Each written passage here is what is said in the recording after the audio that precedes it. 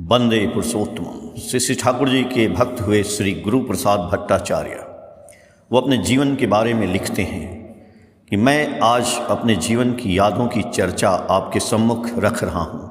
मेरा जीवन बचपन का बहुत सुंदर था। जन्म के समय के बाद माता पिता की यादें, पर सबसे ऊपर श्री श्री ठाकुर जी की यादें। ये यादें सबसे ऊपर हैं, जो एक अवर्णनीय हैं, जो बहुत ही सुखद अनुभूति है।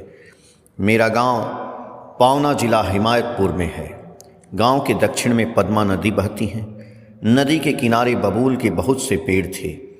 श्री श्री ठाकुर जी की माँ, श्री श्री बड़ माँ, श्री श्री ठाकुर जी का पूरा परिवार आश्रम में रहने वालों और गांव को आनंद से भर दिया था।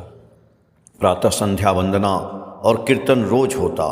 श्री श्री ठाकुर जी को केंद्र करके सभी लोगों के कर्म विकसित हो रहे थे। हर परिवार जैसे श्री श्री ठाकुर जी का ही परिवार था।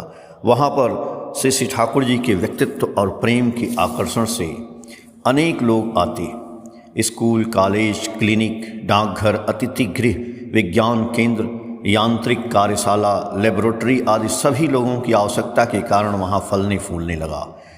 बहुत से मनुष्यों ने ठाकुर जी से प्रश्न किया। उसके उत्तर के साथ बहुत से साहित्य प्रकाशित होने लगे।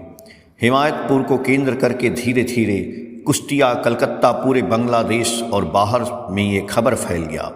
सत्य पुरुष जब भी आते हैं, प्रकाश की तरह उनकी रोशनी चारों तरफ फैल जाती है। बस उसी तरह लोगों ने बोलना शुरू किया कि ठाकुर मोहिनी विद्या जानते हैं। उनका सत्ता स्पर्शी व्यवहार ही मनुष्य को मोहित करने लगा।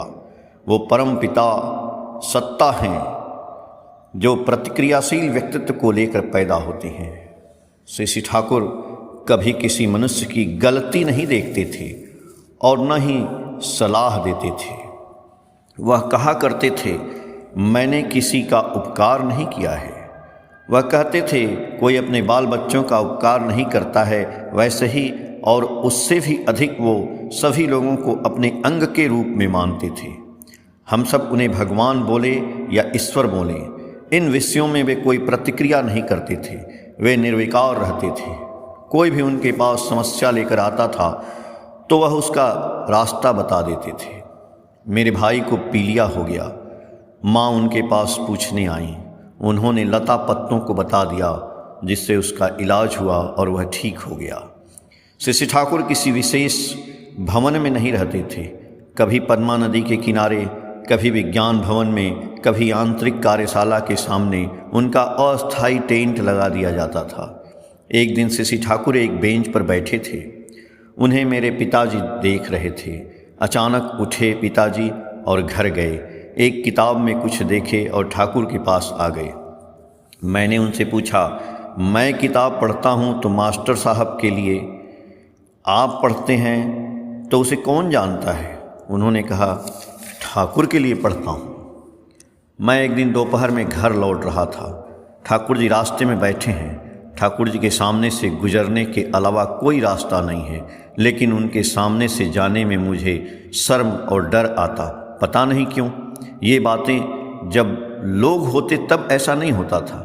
लगता था ठाकुर कभी बहुत करीब हैं और कभी बहुत दूर। लोग उन्हें बहुत सरल रूप में देख पाते थे, पर वो इंसान नहीं थे, क्योंकि वो दूसरों के दुख से तुरंत दुखी हो जाते थे और दूसरों के सुख में सुखी हो जाते थे।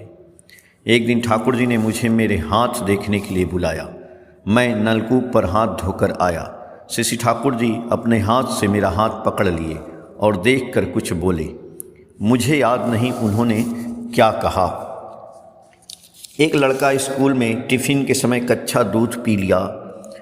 उससे उसको हैजा हो गया और वह मर गया। उसकी माँ रोती चिल्लाती श्री श्री ठाकुर के पास आई। ठाकुर ने उसे गले से लगा लिया और माँ के सारे दुख दूर कर दिया। माँ प्रसन्न हो घर लौट गई। सत्संग आश्रम के संपादक श्री श्यामा चरण मुखोपाध्याय उर्फ गोपाल दा की रेल दुर्घटना में मृत्यु हो गई। उनकी माँ सुबह सुबह ठाकुर के पास आई और रोने लगी। श्री श्री ठाकुर भी साथ साथ रोए और खूब जोर से चिल्लाने लगे, गोपाल तुम कहाँ चले गए? और रोते रोते आंगन के कीचड़ वाली मिट्टी में लौटने लगे।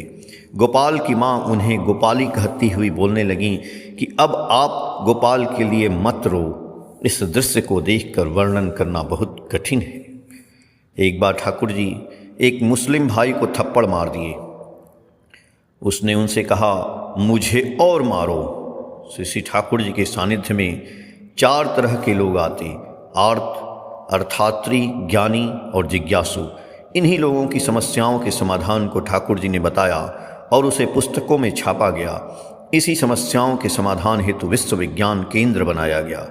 मेरे पिताजी श्री श्री ठाकुर को कितना मानते थे, उनका कितना आदर करते थे, उनसे कितना प्रेम करते थे, उनके हृदय में ठाकुर के लिए कितनी जगह थी और ठाकुर मेरे पिताजी से कितना प्रेम करते थे, इसे शब्दों में लिखना मेरी क्षमता नहीं है।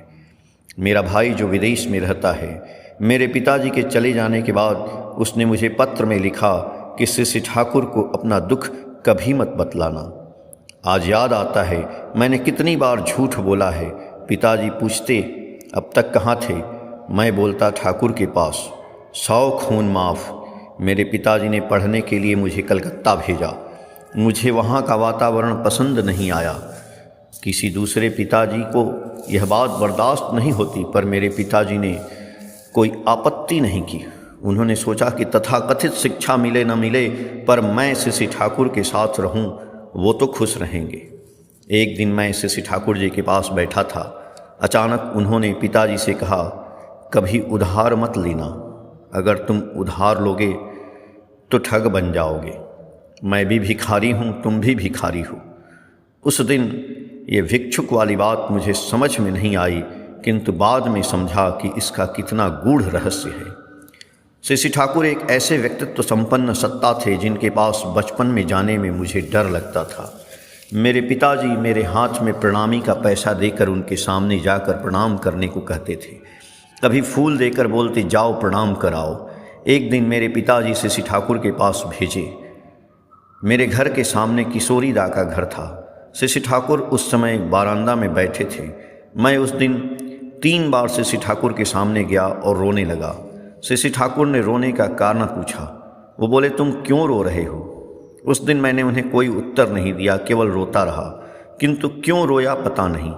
श्री ठाकुर को जब मैं अकेले देखता था तो लगता था बहुत बड़े समुद्र के बीच में वो बैठे हैं। एक दिन की बात याद है, श्री ठाकुर जी ने कहा, तर्क करना अच्छा नहीं होता लक्ष्मी। तर्क में यदि तुम जीत गए तो तुम हार गए। कारण जिसके साथ तुमने तर्क किया, तुम तो सोचे कि तुम जीत गए, पर उसने आपकी बातों को अनसुना कर दिया, उसने लिया ही नहीं। कितना सुंदर युक्तिपूर्ण आदेश। ऐसा सुंदर मैं तर्क से बहुत दूर रहता सुन करके। मैं ये सब बातें, मनुष्यों के व्यवहार पर बहुत गुस्सा आता था। सोचा कि ऐसा क्यों होता है। एक दिन मैं श्री ठाकुर से पूछूंगा। एक दिन मैंने ये बात पूछी। ठाकुर जी बोले, गुस्सा नहीं करना ही अच्छा है लक्ष्मी। मनुष्य जब हो, कोई रास्ता नहीं ढूंढ पाता है, मनुष्य कोई उपाय नहीं पाता है, तो गुस्सा होता है। एक दिन श्री ठाकुर से पूछा कि आपको लाल रंग क्यों पसंद नहीं है? श्री ठाकुर जी बोले, मैंने बचपन में देखा कि एक नदी खून से भरी हुई है। ऐसा देखकर मुझे अच्छा नहीं लगा, क्योंकि मैं तो चाहता हूँ सब लोग एक होकर रहें और इसके लिए मैं प्रयासरत रहता हूँ। मैंने एक दिन और पूछा, आप पद्मा नदी में एक बार छलांग लगा दिए थे, वो क्यों? उन्होंने कहा, गांव का एक आदमी हमारे बिस्तर पर आकर बैठ गया और लोग उसे अपमान सूचक बातें बोलने लगे, जिससे मेरा मन खराब हो गया। इसीलिए ऐसी बात सुनकर उस दिन लगा कि ठाकुर जी के पास किसी मनुष्य के लिए कोई भेद नहीं था, सब उनकी संतान थे जिन्हें वे प्रेम करते थे।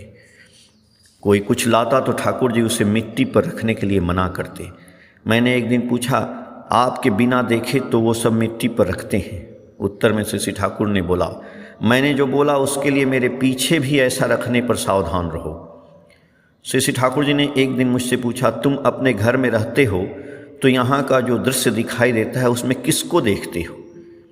मैंने सोचा, श्री ठाकुर क्या जादूगर हैं कि मैं घर में बैठा हूँ, वो समझ रहे हैं कि मैं किसे देख रहा हूँ? कुछ बोला नहीं। बहुत बाद में इसका उत्तर जानकर बहुत अफसोस हुआ। ये अफसोस कभी मेरे मन से जाएगा नहीं। एक दिन एक किताब देने के संदर्भ में बोले, जिससे लिए हो उसी को देना।